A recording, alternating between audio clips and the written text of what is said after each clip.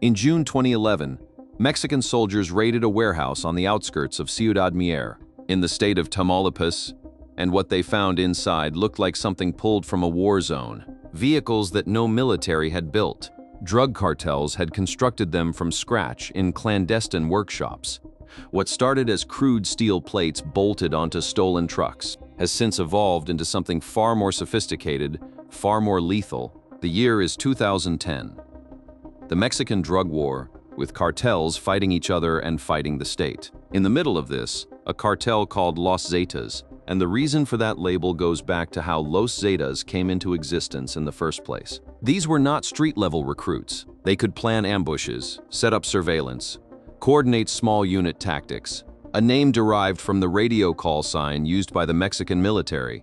The group's advent detonated an arms race that Los Zetas built their first machines, and the reason they emerged when they did has everything to do with the military backgrounds of Los Zetas' founding members. Only half of the income of Los Zetas came from drug trafficking. They needed to punch through roadblocks. They needed vehicles that could take gunfire from rival cartels and keep rolling, which added operational mobility, tactical offensive, and defensive capabilities. One of the most famous early narco tanks, nicknamed El Monstruo 2011, showing a clear intention to smash through obstacles, and featured semi-enclosed steel firing compartments. Inside cartel workshops in Tamaulipas, welders and mechanics labored around the clock, ranging from 5mm to an inch thick. Others had external gun mounts, seized a garage from the Los Zetas that was being used to construct the vehicles. The world was seeing, for the first time, as photographs of the Monstruos spread across Mexican media and social platforms,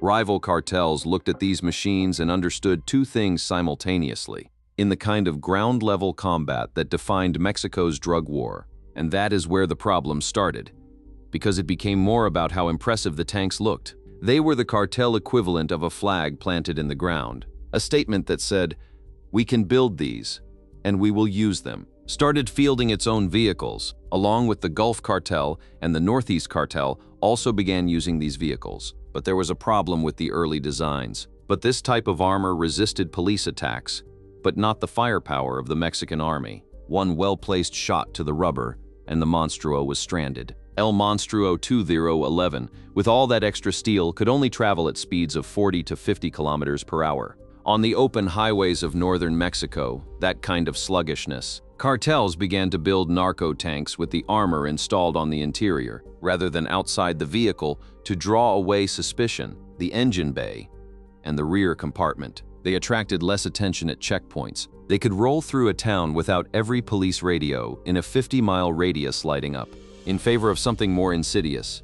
Vehicles that looked normal but were anything but. Between January 2018 and June 2024, the states leading the way in these seizures were Tamaulipas with 153, with firing ports added to them. The narco tank was no longer a Tamaulipas specialty.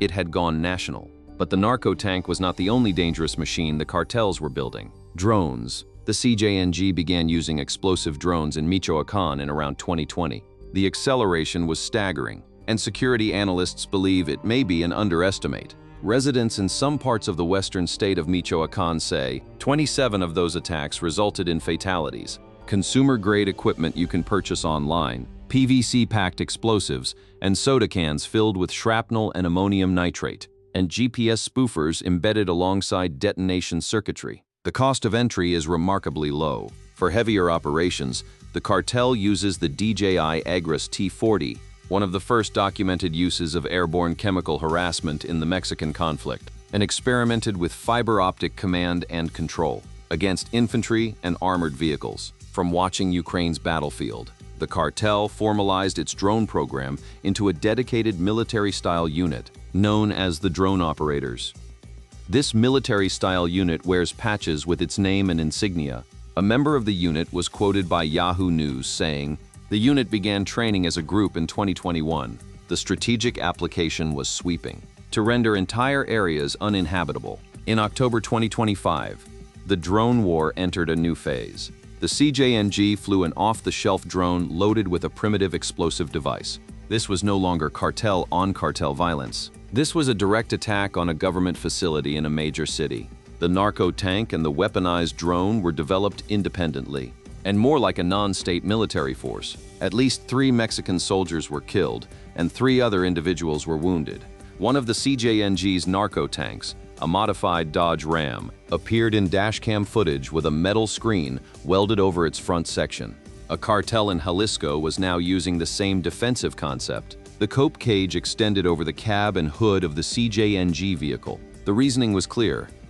The area where the ambush took place, Teocaltich, Jalisco, the cartels were now building defenses against each other's air capabilities. Security analyst Alexei Chavez-Silvetti described the newest vehicles to incite crime, tools for perforating tires, and can transport 8 to 10 people inside. Stop and think about that for a moment. Signal inhibitors to jam incoming drones. These are not the crude monstrous of 2011 and costs around 2 million Mexican pesos, equivalent to about $100,000. But the cartels have found a way to cut costs. They steal vehicles, modify them, and then dispose of them. Not for resale, but for conversion. The .50 caliber rifle has become the signature weapon of cartel warfare. Bulletproof vests and armored vehicles, such as tanks, killing the pilot and 4 others. The asymmetry is devastating for local police.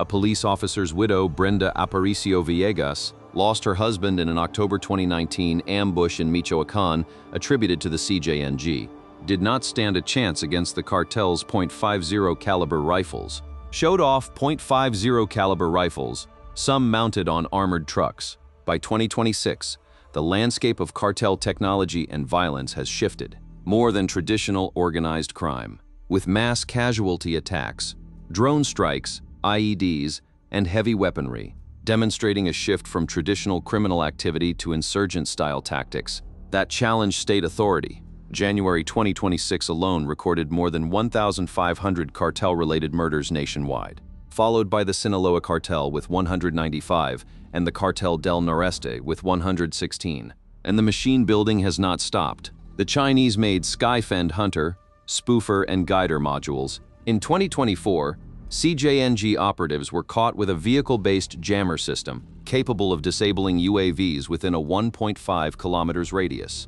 The cartels are not just building offensive machines anymore. They are building electronic warfare systems. The cartel drone unit has also expanded beyond physical weaponry into digital territory that functions independently of any single leader, and the CJNG accounted for 54.3% of them. Despite seizures, raids, and arrests, the CJNG demonstrated this resilience dramatically in early 2026. The cartel's supreme leader and the most wanted drug lord in Mexico. Within hours, the CJNG's reprisal against Mexican authorities included attacks scattered across cities, lighting vehicles on fire and ambushing Mexican police and National Guard.